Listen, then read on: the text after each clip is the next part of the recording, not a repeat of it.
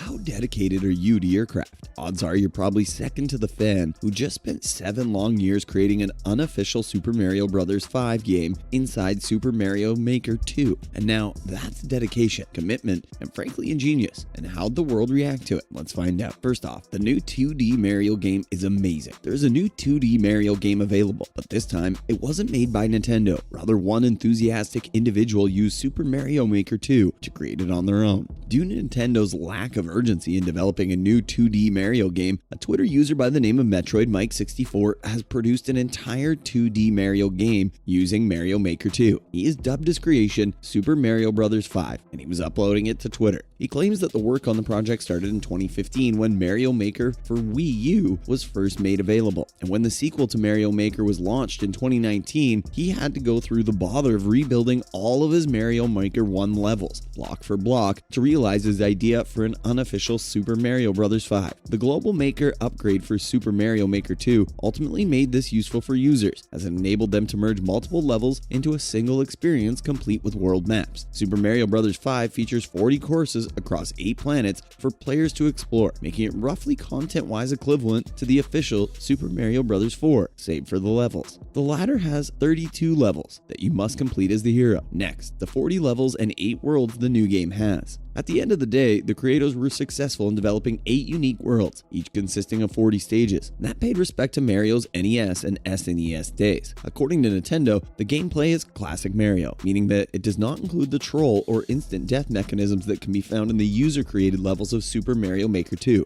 but it does have new interpretations of the characteristics that define the Mario franchise. Players have the option to engage in a showdown with 7 Koopalings in the game's concluding boss fight, or they can go through a series of challenging puzzles, entering the ID, which is 0G9XN4FNF, and this allows anyone with Mario Maker 2 to gain access to the level. In addition, with Super Mario Bros. 5, Metroid Mike has risked all to express his multifaceted originality. On his Twitter, he showcased a level that can be described in one word: artistic, and the author reveals a mission centered on airships and dubbed Wendy's Battle Tank of Doom. There are puzzles in the fan-made Super Mario Bros. 5. You'll be put through your places in traditional Mario manner with stages that focus on puzzle solving, like the upcoming Switch station. The announcement of Metroid Mike 64 was met with a great deal of excitement, and the first responses from players have been extremely good. Players have expressed their appreciation for the game's attention to detail, as well as the challenging yet rewarding gameplay. What's more, Mario has been on the backbench for a decade now. The past 10 years have been an odd time for 2D Mario games, since the release of the new Super Mario Bros. U in 2012. It would appear that Nintendo has relied on the Mario Maker series to fill the hole left by side-scrolling games so that it may concentrate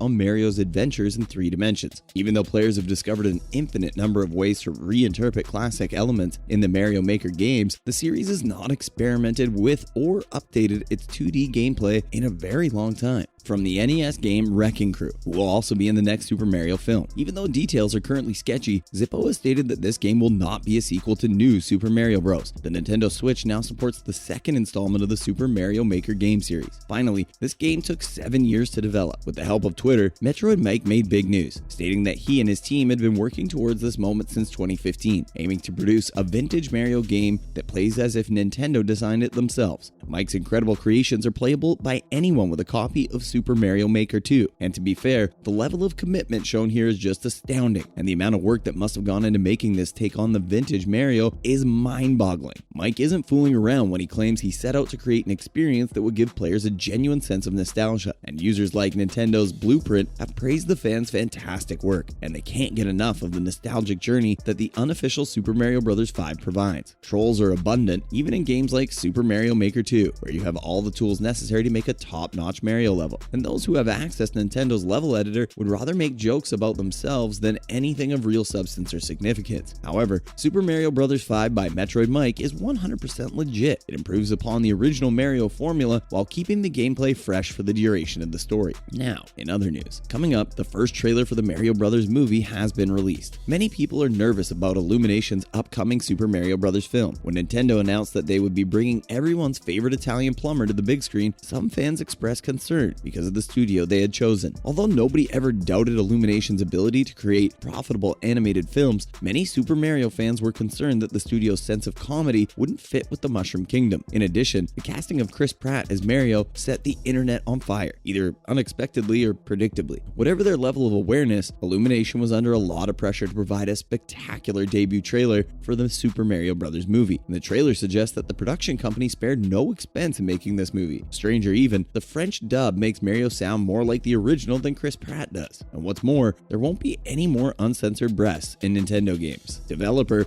Gamazumi claims that Nintendo has recently revised its stance on the type of content it allows on its platform, namely with the inclusion of uncensored depiction of breasts in game. Hot Tentacle Shooter was supposed to be released on the eShop soon, or at least that was the plan.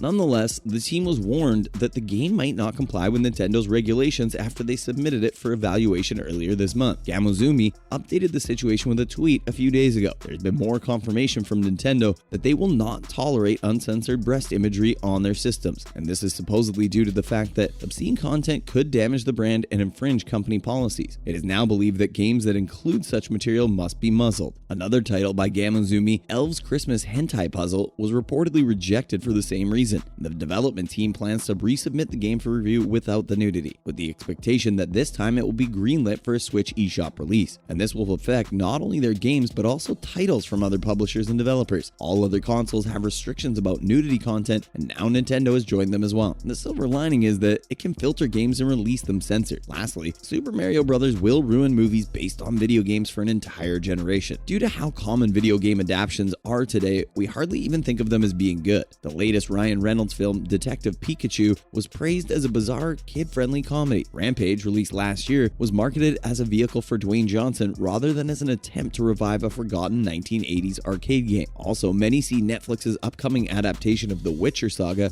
as an effort to carve out its version of Game of Thrones. However, the new series starring Henry Cavill as the anti-heroic Geralt of Rivia arrived in the wake of CD Projekt Red's best-selling trilogy of console ROMs. Anyways, the Mario Bros. Move's chaotic ending was probably predictable in retrospect. Nintendo opted to work with the up-and-coming tycoon Roland Joff instead of a larger firm. The Killing Fields and the Missions director was contemplating a career shift into producing. Joff was able to convince Nintendo to give him control of Super Mario by giving the company exclusive merchandising rights, something a more established studio would have been unwilling to do. His pitch in Kyoto to Nintendo executives centered on a darker take on the Mario universe. Both adults and kids were expected to enjoy this. Nintendo reasoned that since Super Mario was already such a financial success, adapting him for the big screen wouldn't make much of a difference. And that's a wrap for this video. Do you want to know more about the fan-made Mario Bros. Game? Let us know in the comments below. Make sure to give this video a thumbs up and subscribe to our channel for more videos like this. Thanks for watching, and we'll see you in the next one.